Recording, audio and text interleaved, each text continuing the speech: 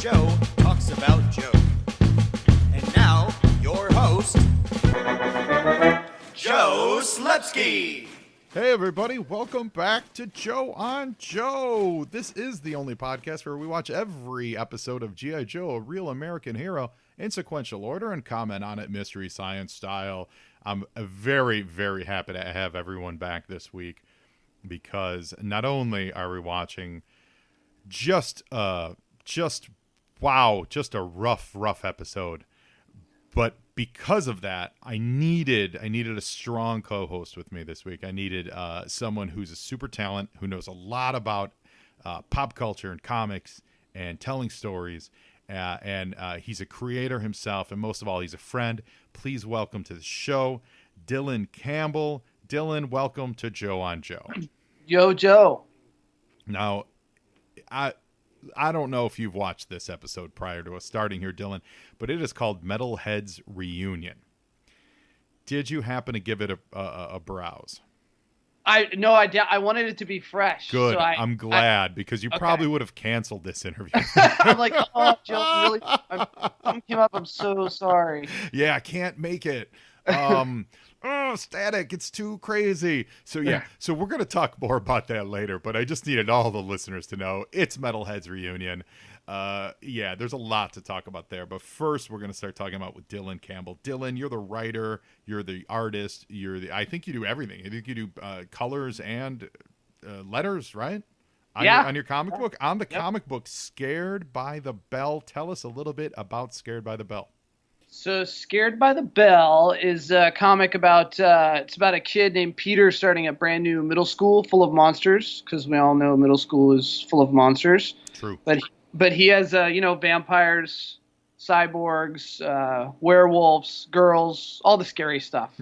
So the last one being the scariest when you're in midst. Right, exactly. So it's pretty zany. It's a crazy world. It's all about like making friends and meeting people who are really different and scary at first, but maybe they're not so different, but hopefully a lot of fun and zany and whimsical along the way. It's completely charming. Oh, good. I really enjoy it. I've known you for a few years now. I know that you took classes at Jim Higgins' making comic class, which we've talked about a lot on this show before. Yeah, it was great. That was the that I always want to do comics, but I never thought I was good enough. I was like, I can't draw like Todd McFarlane, so I just won't do it. And then I took that class. It was at Meltdown at the time. Yep. And I wasn't even going to draw. I was just going to write. And I was like, I'll hire some artist in Brazil off DeviantArt. And he starts going through the comics and kind of expanding my definition of what comics was. And I think he showed us like a Gabrielle Bell comic, which is a pretty indie. She's a popular, does a lot of like slice of life autobiography stuff. Mm-hmm. So I was like, well, you can draw a comic like that? I don't have to be like Jim Lee on the X-Men and draw everything super hyper realistic. And so I did it, and it was we did like a little 12-page mini comic, and it was like the best. It's like finding meeting like it's like falling in love. You're like, oh, that's it. That kind of hits all the right buttons. This is all I want to do. And so then that started this project, and that's what you've been kind of focusing on.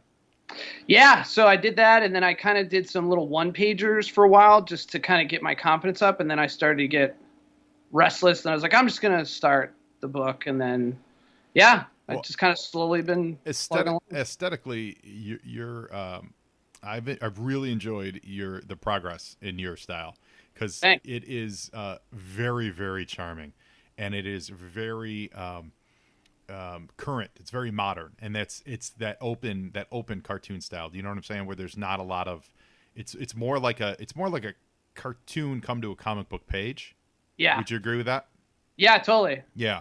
And I love it. I think it looks so good, and to see that you're doing the colors and do everything is really great. Oh, thanks. Yeah, the colors. I'm surprised how much I really enjoyed just the coloring process, because at first I was just doing black and white, and I was like, I don't know how to do colors. But then I took another class, and I slowly learned. So that's the great thing about the web, right? Is you can kind of iterate. You can be like, here's what it is so far, and then once you want to update it, you can Yes. Add more. And then because I was out for like a year, and then eventually after I'd redone it a little bit, I was like, okay, let's do a print, like a baby print run. That's what's so great also about like life and learning in general. You don't have to learn everything at once. You don't start as a master. You don't start as Rembrandt. It's okay to look at it and go, I need to learn how to draw feet, and then just draw better feet. You know, looking at you, Rob Life. Yeah, I'm looking at you. Like earlier when you said I don't draw like Todd McFarlane, and so I'm going to quit. I'm like, I wish half the guys in the '90s said that. Yeah. But you know what I mean? Like, just there's these. It's those little wins. It's saying, oh man, I'd love to learn how to letter better. You know what? Yeah. There is literally a way to do that. There are the steps that I can take to educate myself on how to be a better letterer for comic books. Like, it's so cool and so important, and it's never too late to start trying that stuff. That is a major reminder. I think a lot of people, myself included, you get like vapor locked into, well, maybe I'm not as young as that guy, or I'm not as old as that guy. You know, like I'm not that age of this thing, or I haven't done this yet, so I'll just stay where I'm at and be happy with what I'm doing. And that works for some people. But if you do want more, if you do want to do different things, if you want to learn other things, just start doing it. Yeah, and I'm a big advocate of there's this thing called the Pomodoro method, where you set a timer for 25 minutes and you just do whatever you're working on for 25 minutes. And it's like, you can do anything for 25 minutes. So even if I'm just sitting there staring at the page, it's like, well, I'm doing a pomo. And when I first started, I was like, well, I'm going to do one a day. And then after a year, I was like, man, I'm almost done. I'm almost done with the first issue. Wow. So it really, because it's so easy, you're right, to kind of look at it all at once and go, oh, I'll never get there. But if it's just 25 minutes, you're sort of like tricking yourself. I mean, if you jogged for 25 minutes a day, I'd lose like 25 pounds. Totally. Yeah, absolutely. I'd also be very far from home. Right.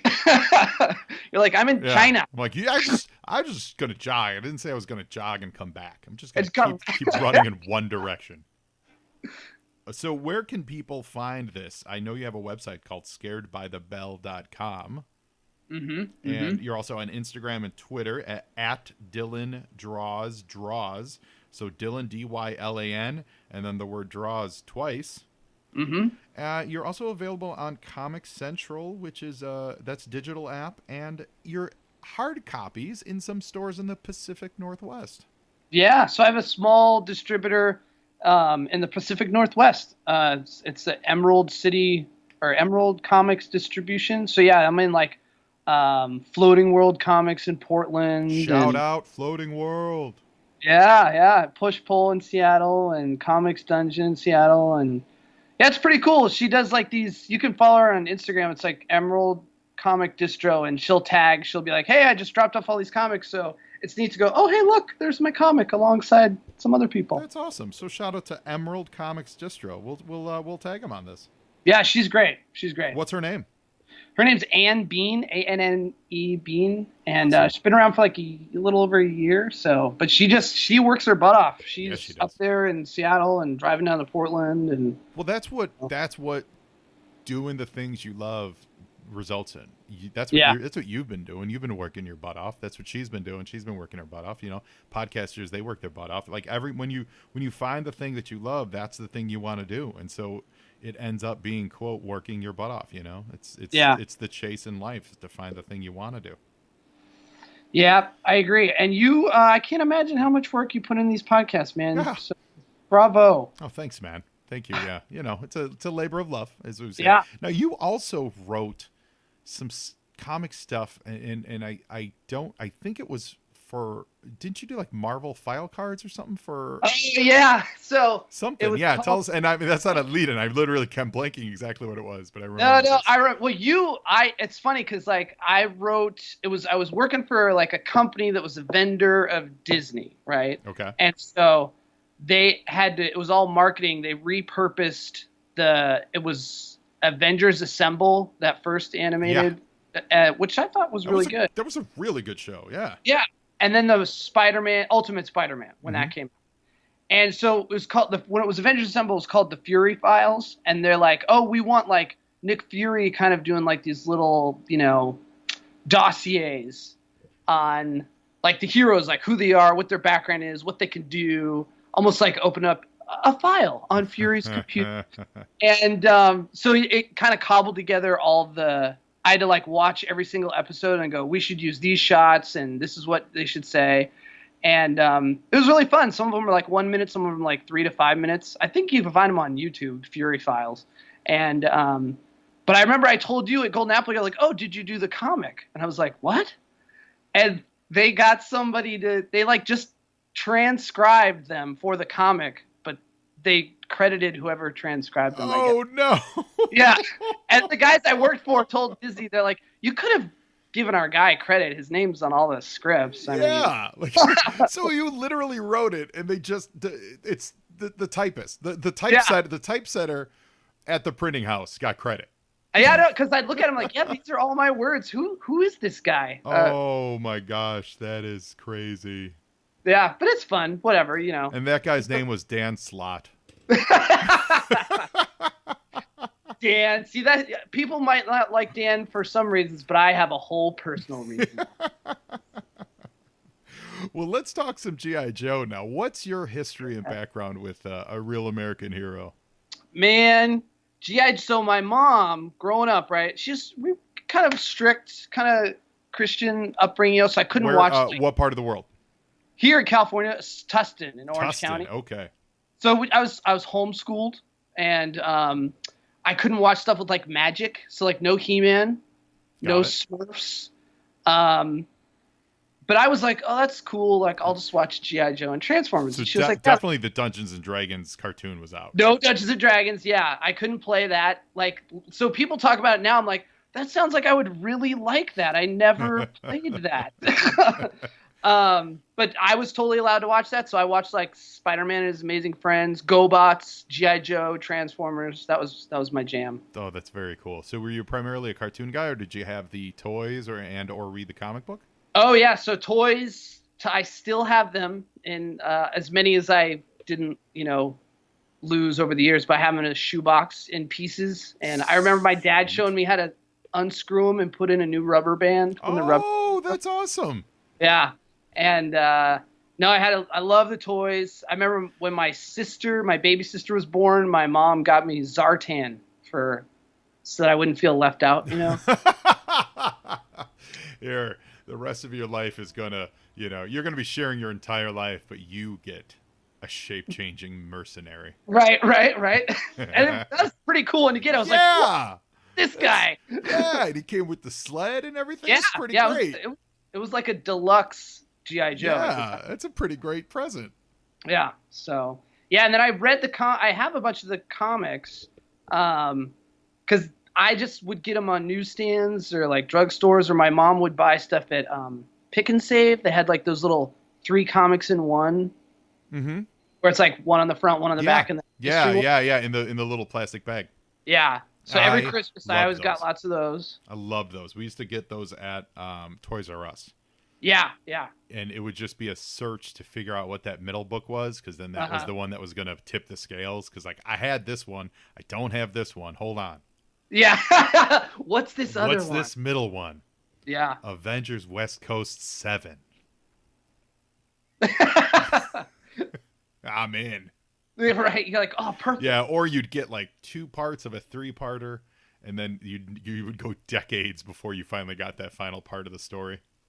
Right. That's what's so, like, I talk to people all the time now. They're like, oh, I'm a trade raider. I like to read the whole story. I'm like, wow, I don't think I ever read the whole story until like last year of anything. Those packs that was just surplus. It was just like dollar books that you would have at your comic shop now. But at the time, distributors,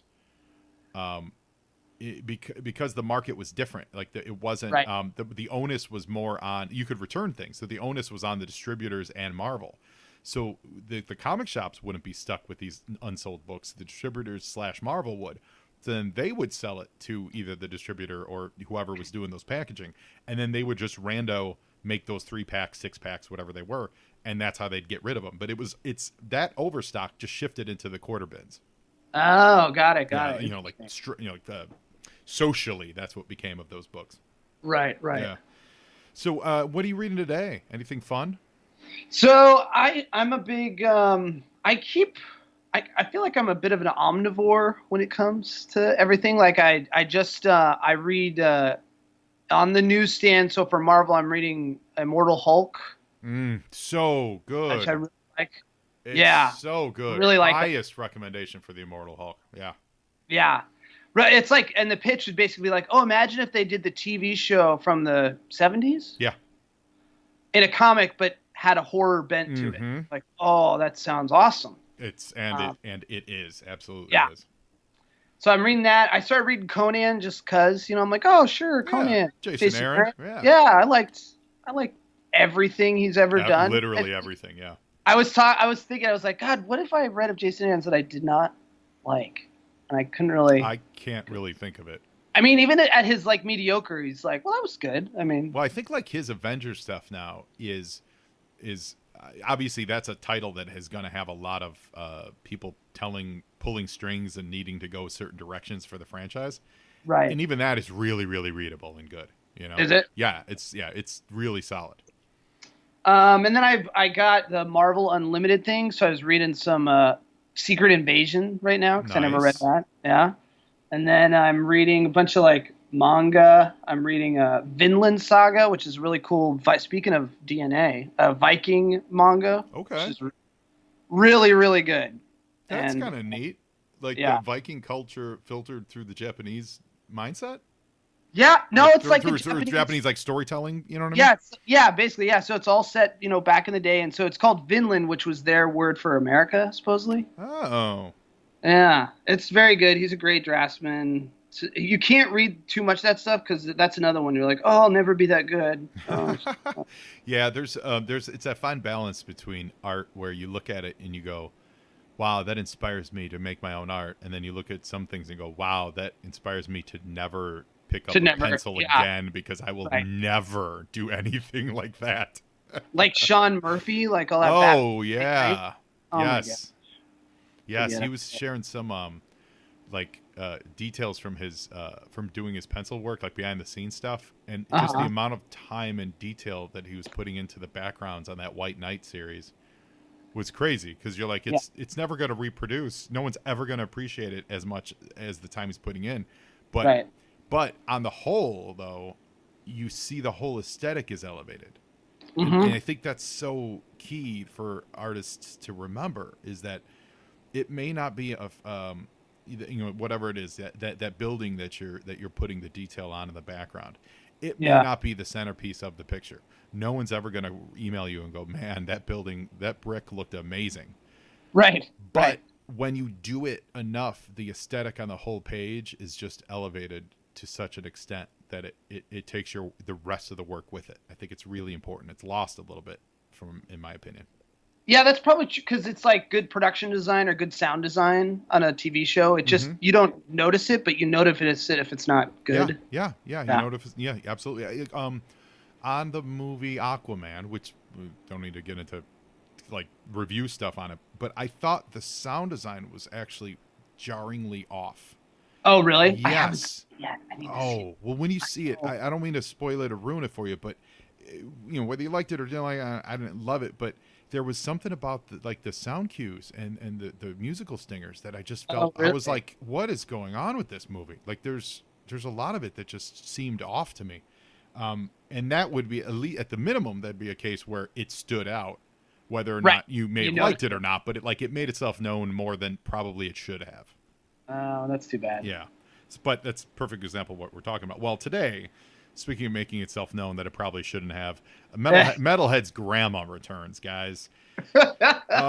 So we're watching an episode called Metalhead's Reunion, and it is about literally that it's a high school reunion. And Cobra hijinks. It absolutely feels to me like a layover from the first season a holdover really of the first season from the DIC episodes. It is a sort of a sequel to Deadpool. Metalhead and Deadpool are the same character to me. They're both ridiculous and I don't like them. Metalhead, as you'll see, Dylan is the lead character. He's like the Cobra missile launcher guy, and in the first season of this DIC era, his grandmother came over from the old country and it's helped. like Tony Soprano's mom kind of thing. Exactly. And she helped the Cobras like organize and get super efficient and defeat of course she did, and defeat the G.I. Joe team. And on a cheesecake, like a cheeky level, I love it. Right. On a level of really, I hate it. So, Right. But she returns this episode. So, right. in the spirit of positivity, I love it. That's funny. But in the spirit of having to watch it, it's painful. That's like what was this Joe Pesci's mom in Goodfellas? Well, she was yeah. like, well, you know, one dog goes one way, and the other dog looks the other way. Right. There's a guy in the middle going, what about me? I'm gonna watch that today now. It's so good. All right. Well, before we start the episode, everyone, while you're online checking out Dylan Campbell's Scared by the Bell, it's scaredbythebell.com, and Twitter and Instagram at Dylan Draws. You want to follow me at Joe on Joe Pod. That's on Instagram, Facebook, Twitter. You want to go to you want to send me an email to joeandjoepod@gmail.com. Let me know either A, what you think of the show, B, if you want to be a guest on the show. We got just a couple episodes left before we are wrapping up for this iteration of the show. And, just drop me a line and let me know what your thoughts on G.I. Joe are. I love hearing from fans all over the world. And we're first going to hear from our sponsor, Dreamer Comics Podcast. Joe and Joe listeners know that I love comic books, G.I. Joe, pop culture, and my wife and dogs are pretty great too. I also love learning how people get to where they're at and where they're going. All of that comes together over at the Dreamer Comics Podcast, except for my family stuff. That'd be really weird. Omar Spahi interviews someone from the comic industry every episode, and they break down the journey that creator took to get from reading comics to creating them. Comic luminaries like Jim Valentino, Ross Ritchie, Kyle Higgins, and so many more can be found at DreamerComicsPodcast.com or find them anywhere you get your podcasts. Everyone has a dream. Learn how to make yours a reality. And we're back. Dylan, get ready. We're going to hit play on Metalhead's Reunion. I'm ready. Listeners, thank you so much. And get your DVDs ready. It is on disc 3 of season 2. Metalhead's Reunion. Here we go. This is season. This is well, so it's technically season 4, sort of. Okay. But they did 2 seasons with Sunbow, and then they did the movie, and then there was like a couple year hiatus between the actual production, and then they came back with this other production company. And so this is sort of like season 2 of the DIC stuff. You know what I mean? Okay. But also, if you look, it's hard to go also by seasons with G.I. Joe because technically it started as a 5-episode miniseries back in 83. Oh wow! And then they did 5 episodes in 84, and then they did the show started in 85, right? So do those count as the first season, the second season, and the third season? I don't. It's a little weird. It's a little wonky. Yeah. To say seasons with G.I. Joe. But we've got Captain. Oh, did you? Yeah. Oh, that's awesome. Yeah, Captain. I think it's one where you like spun it and it would go up in the air. You pulled it out. It actually like flew up in the air, which is why it has the rotors in the cartoon. They have the like the circle around it. Yeah, You're right. You only really need on the toys so that kids don't poke their eyes out. Right. But they drew it on the cartoon, so it always looks a little strange. So the kids won't be like, "Wait, that's different than mine." Yeah. So this is Captain Gridiron, and he's talking to his friend Susan here, and she coated this the tank with this it's like XL something coating, right? This is the same plot line they've used at least twice on this show. Oh, really?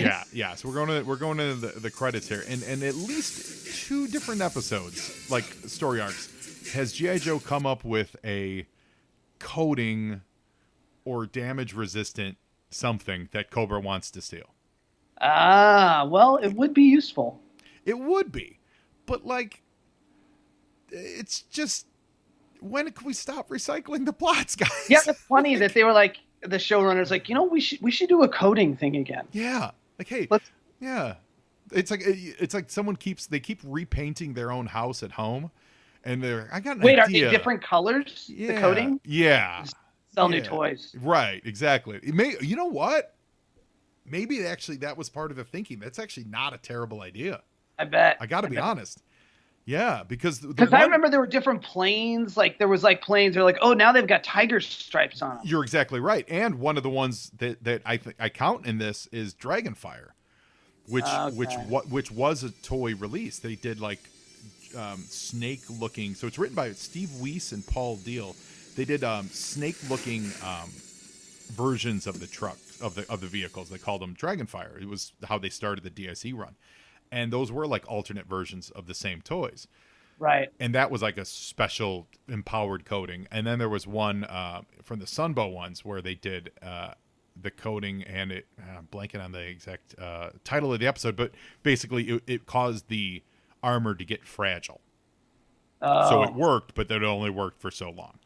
Right. And so that's essentially the plot of this too. They have a coating, but now we get to go to a high school reunion on a boat. On a boat for turns out that Captain Gridiron went to high school with Metalhead. Of course he did. Of course he did. Now, in front of the video camera now. If you also remember, I'll break the lens. Captain Gridiron, going back to the football playing episode, Dylan, you wouldn't know this, but listeners, going back to the episode where Joe's played football against Cobra. I remember that episode. You I do heard you? it on the podcast. Yeah. Oh, yeah. So Captain Gridiron. I remember that episode. Yeah. I was like, "Dude, I feel like I saw that. He played in that episode. There was it a range viper? I think there was a viper that like played against him in, I think it was college football. So does that make Captain Gridiron the most connected to Cobra soldiers? Yeah, I would be looking very heavily at Captain Gridiron. Yeah, he could be turned. To be a He's turncoat, if that's where I'm going with this, Dylan. Yeah. Because he has multiple connections. We should have a webcomic where we just take screenshots and we write a whole new story where it's like, actually, he was working against G.I. Joe the whole time. You know what? And here's the story. One, I love that. That's not a bad idea. That is what John Byrne does with Star Trek. Have you seen those John Byrne Star Trek comics? No, I've heard of them. Yeah, he's got his Star Trek photo comic thing. He pulls high-res images from the original series, and he Photoshop manipulates them so that they all look like they're concurrent and happening in the same episode, and he tells brand new stories with the original series guys. That's so crazy. I know. And does it work? Do people buy him? I mean, yeah, it's for Star Trek fans. Yeah, I'm not that big of a Trek fan. I love Byrne, but I actually like his art more. You know, right. That combination doesn't draw me to it. But I love the idea of it. I think it's freaking great. You know, I think it's just absolutely delightful. I want to see a comic book with Metalhead's grandma here. Right? Just so a this is her, yeah, right? yeah, Oh, yeah. That's her. Yeah, just a one shot of grandma on the go. G.I. Joe : grandma on the loose. That's what I want to see. Yes, grandma. Throw grandma from the. Throw grandma from the mauler. Yeah, we have to string together all the. Yeah, throw grandma Grandma got run over by the Sky Striker. Yeah. Yeah, that's what I want to see. So who we got? Yeah, those Metalhead is. He's such a This is just it's not an interest. Why would a high school reunion plot be interesting to young children? Legit question. Yeah. I know your grandson and I are on different sides. I hope you both have a great time. And okay, we just heard that. Why won't you give me the formula? Yeah. He's needy. Yeah. Metalhead, that's classified information. So, sorry, let me try to spit this out here. Captain Gridiron knows he's a wanted terrorist. Right. Why is he not arresting him on sight? It's like hospitality laws and like they're the maritime laws. They're on the water. Yeah, they can't when you're in the under the roof of your host. Yes. You can't attack them. Yeah, it's same high school reunions. High school reunion rules. Yeah, it's the same line of legal thinking that the Dukes of Hazzard followed. if you could get into Hazard County, you had to stop chasing them. Right. Even It's though- like, yeah, you're like, oh, you're on sacred ground. Yeah, you knew it was the Duke boys. You knew where they lived. You knew exactly where they worked, who they were, where their sister worked, or their cousin. But you couldn't ever arrest them unless you caught them literally red-handed driving around town. Right. It's Yeah. just not done that way. Yeah. You're right. So that's right. what's happening here. So Gridiron's like, I know you're literally wanted by probably Interpol and various international courts, but because in the spirit of 10 years past graduation, What's going on? Right. we're gonna let it Just slide. did himself. We're gonna let bygones be Yeah, bygones. yeah. It's awesome. So now Cobra's they've hooked the boat and they're stealing it because what Cobra wants is they want to get this the recipe for that coating and they want to get it in her purse. Oh, she's got it in her purse. Yeah, she But don't accidentally. take the purse. Take Yeah, she brought on a the disc. boat. Yeah, and early on, this was hilarious. She remembered, oh my god, I forgot that disc. I have that disc, and it's on me. And like, just the worst foreshadowing ever. Gridiron's like, don't worry about it. And it's one of those nice floppy disks. Yeah, don't worry about it. Like, yeah, a super top secret thing that's no longer in a secure position. What could possibly go wrong? Right. She's Yeah. like, I was concerned, and the guy's like, no. Yeah, no, you're good. you're good. It's one of those like Me Too moments of like, don't worry, your pretty little head. Right. Don't you? Like Actually, women what and their she's trying concerns. to say. We're going to commercial. Be right back. Today's file card features on the G.I. Joe Havoc driver, codenamed Cross Country. His file name is Robert M. Blaze. His primary military specialty is armor. Secondary military specialty is heavy equipment operator. His birthplace, Greensboro, North Carolina. Cross Country's father was a bulldozer operator and his mother drove a grader. You might say he was born to drive big yellow things that run on diesel. Coupled with his natural affinity for heavy machinery, his uncanny sense of direction and fearlessness under fire make him the man you want at the controls, whether you're riding into a hairy situation or trying to get out of one. He's a qualified expert with heavy laser cannon, the M16A2, the M250 cal, the MG and 45 cal auto pistol. Quote, Crankcase might be a wild man behind the wheel of his Awe-Striker, but Cross Country will steer that Havoc of his across terrain that would break both axles of the RTV. Of course, a tracked vehicle is a natural advantage, but it's Cross Country's talent for sensing the most favorable grade, the shallowest mud, and the firmest sand that makes the difference. All right, we're going to talk about the elephant in the room, guys. It's Cross Country, the problematic G.I. Joe character. Why is he problematic? Because he's smiling. I'm just kidding. No, he's got the Confederate stars and bars on. He's wearing the Confederate hat. And I'm just going to say this. Today's climate, I don't think it'd be a great idea for this toy to come out like this. And even putting on the lens of the time, you're essentially wearing uniforms of a military that fought against the U.S. So, not getting into the conversation, but it's just, he's a good Southern boy. We appreciate that. Now, the way he was portrayed on the cartoon was fabulous. He had a very upbeat personality and really delightful. And of course, the Havoc, his toy, was great. It was like a giant tank of a bus that had huge cannons. Of course, the driver's seat was, actually, technically it wasn't the driver's seat. It was kind of like the main gunner's seat, but was above the canopy. And so just whoever's sitting there was just getting shot in the chest constantly. And it had the hovercraft in the back. I would say update the look, Cross Country, but big respect to what you drove and who you were. And so, Robert M. Blaze, we salute you. Yeah, Metalhead, in case you didn't understand it, let me explain to you exactly what she's trying to say with this super coating here. Right. Yeah. So this is Grunt. He's about to die. And he is? That's an awesome move, though. He was parachuting into the like undersea terror drone, basically. Yeah. And in order to hasten his drop, he actually cut loose from the parachute and fell faster. I like that little bit of physics. I like that a lot. Yeah. XR75 armor. Yeah. So again, Cobra just wanting more armor. You know. I feel like, yeah. Scream's voice, is it the same? It is Chris Latta. Yep. The late great Chris Latta. Destro's face is just too normal.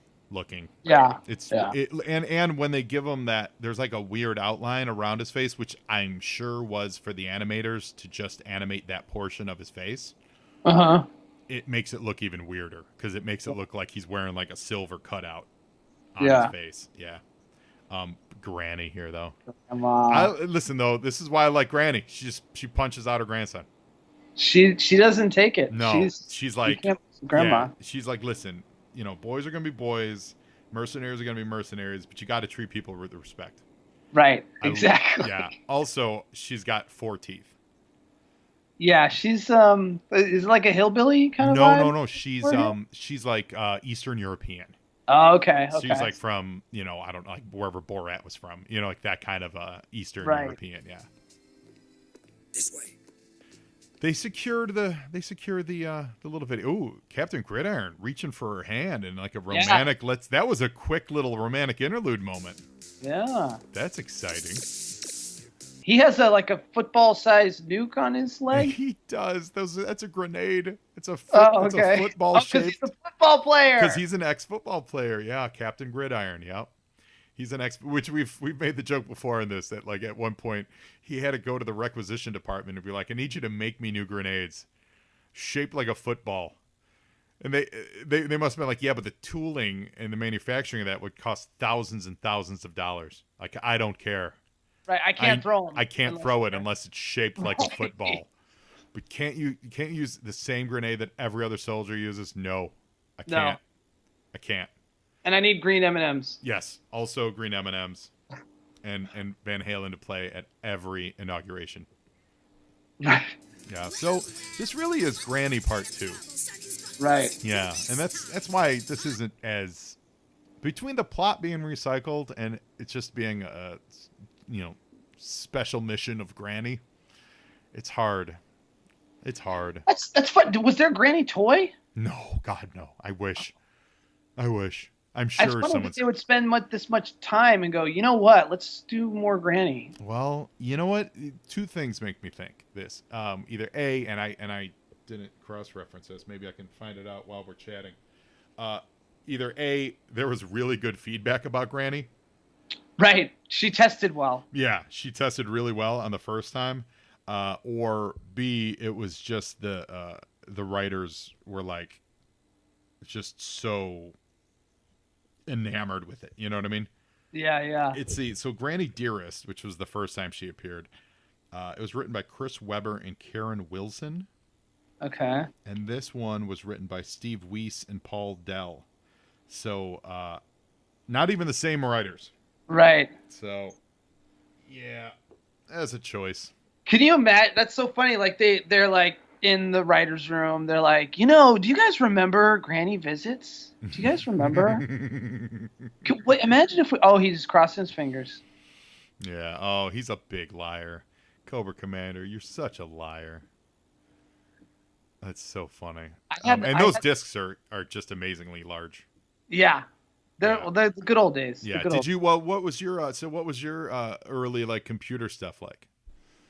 We had the big old floppy. I had like Windows 3.1. Did you have like a Commodore 64 or? Maybe. What was your first computer? It was like computer. I don't remember what it was. Windows, I remember, and it was like Windows 3.1. I don't remember the kind of computer it was though. I had a Packard. It was like DOS. Packard Bell. Oh. And it ran. Yeah, it ran Windows. Yeah, like 3 point whatever. And it had that game with the mines. Minesweeper? Yeah. Well, hey, listen, man. Minesweeper has survived the test of time. Yeah. Minesweeper's still a valid way to kill time. Yeah, that was a lot of fun. I remember playing that a lot. I still find floppy disks. Like when I'm going through boxes, I'm like, God, I wonder what's on that. I want to say it was definitely in the 2000s.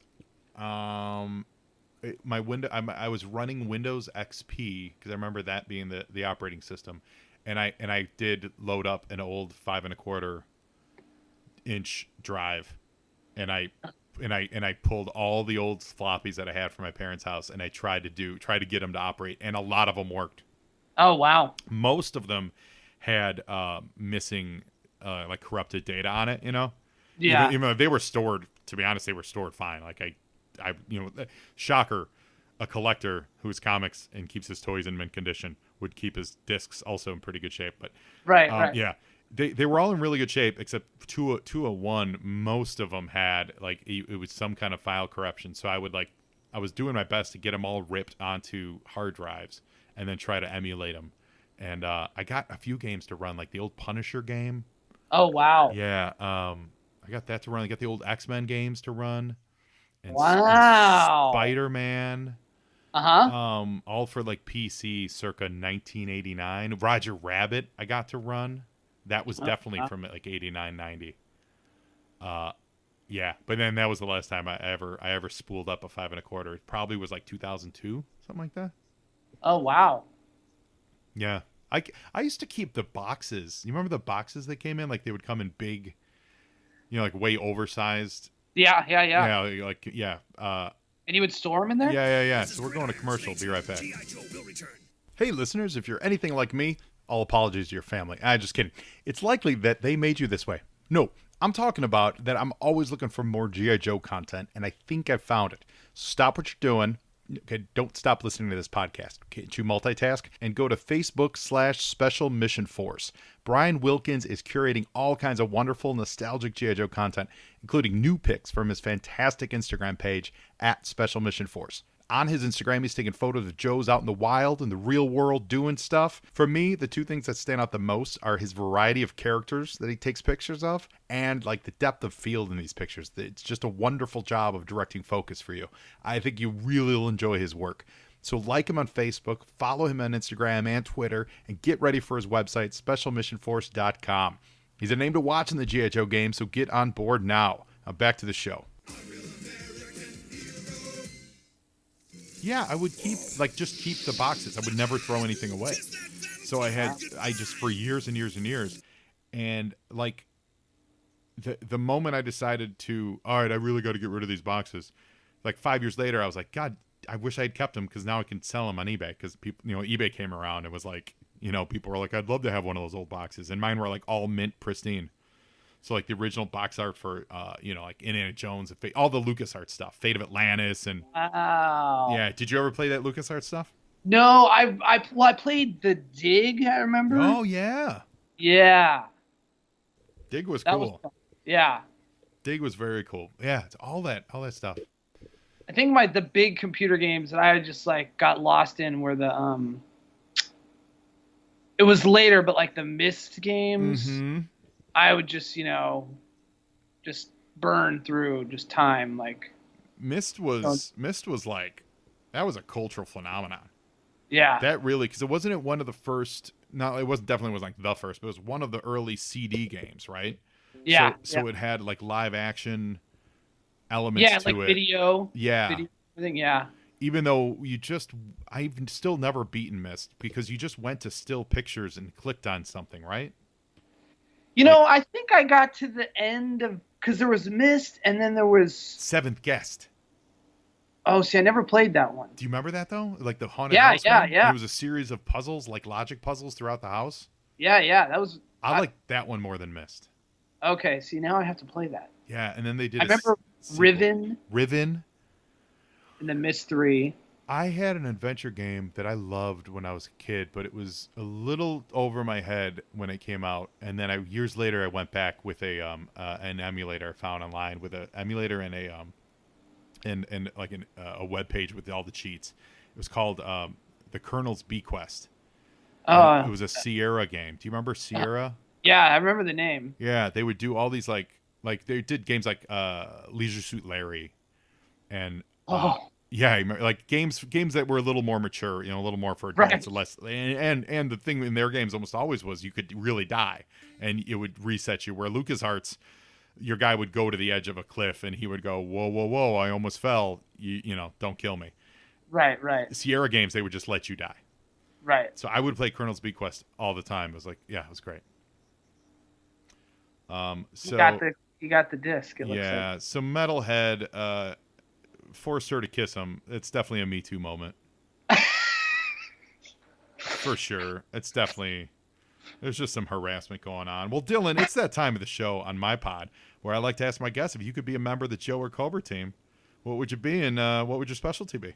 I'd have to be a Joe. I mean, Cobra would be fun to go to yell and scream Cobra as you're running towards something, but I would have to be a Joe. I would want to be some sort of like, I feel like because I do the art and the drawing, I would have to have some sort of like weird like it's like a device that's kind of does something like the portal gun does, where I can like draw things and have portals and. I don't know, something to do with drawing and, like, making stuff happen. I like that. So you have... They would always partner with me with Snake Eyes because he's so cool, and we'd have, like, this mentor-mentee relationship, and I'd, like... So you're also working with the ninjas. Right, yeah. Wow. So yeah. you're a ninja trainee... Yeah. ...with a gun that can bring your drawings to life. So we'll say more... It's probably more like an iPad. Right. Like you carry around an iPad and you draw stuff, and it was like what, like a satellite beam it down? Yeah, that works. Yeah. Okay. So, and you're hanging out with ninjas. It should be oversized though. It's like an oversized Wall Street phone connection. Oh, okay. Let's get my terminal set up, and I'd have a terminal, and you'd plug in the pad, and I'd be like the support of the ninjas. You supporting the ninjas with your. Okay. Oh, I think I know. I love it. I'm gonna draw it and email it to you. Okay. Please, first of all, please do. Yes, we will share that on the show. And so now, you're an artistic tech support ninja. Yeah, totally. Oh my God. How about Scratchpad? That's a great name. How about that for your name, Scratchpad? Yeah, that's great. Yeah. Okay. Boom. Scratchpad. I like it. That's really good. Boom. Done. Scratchpad. Okay, Scratchpad. Is it with a K or a C? Oh, I was going with a C. Do you want it to be with a K? K feels like hardcore. Right. That would be like that'd be like if you were a Dreadnought. Right. That's like my evil twin. Yes.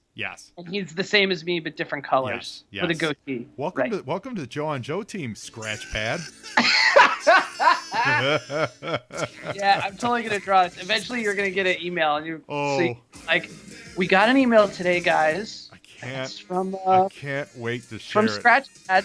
Can't wait to share it. Cannot wait to share it. Well, that was the episode. Dylan, what do you think? It was just amazing. Granny. We're going to do the Granny one shot. Wow. Yeah. It's fine. It's fine. It's just what's going on, Yeah. Like what's going on? Are we, what children are going to be excited about a high school reunion? How, and, it's almost done at this point? There's like 3 episodes after this. Yeah. So it's definitely in the final days, and honestly, to be honest, the tone and tenor of this episode really does feel like a holdover from the first season.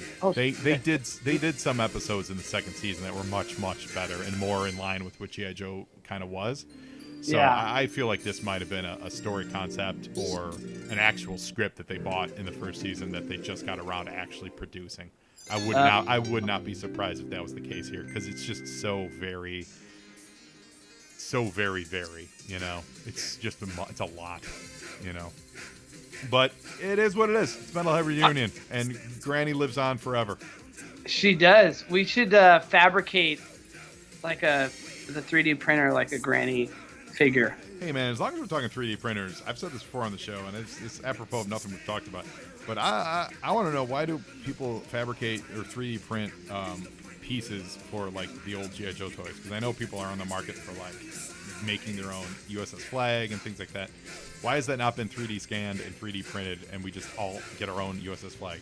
I don't know. I just need an answer. That's a great question. Yeah, I need an answer. Or the various pieces that always broke off various parts of the G.I. Joe figures. Like, can't we just scan those and make those? I don't know anything about 3D printing, but I feel like that's a market. Anyway, Dylan Campbell, scaredbythebell.com. Listeners, you need to go to it. You need to check out his comic book. You will be delighted and overjoyed with it. Absolutely. Thanks, man. And scratch pad forever. Scratch pad for life. Dylan, thank you so much for being on Joe on Joe. Now you Joe, and Joeing is half the battle.